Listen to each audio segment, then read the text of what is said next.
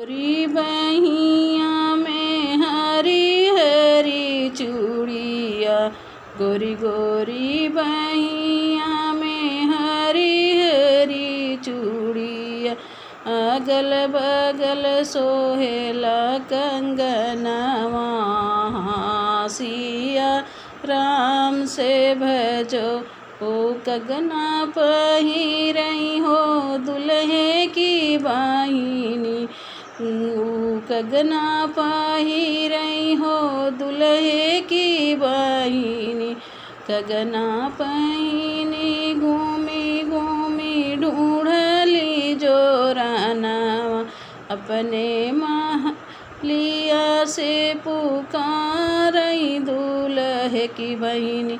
अपने महलिया से पुकारई मोर भैया, आवतो हैं हम देव जोरन। हाँ सीताराम से भजे ओही जोरनवा से होई जई है ललनवा।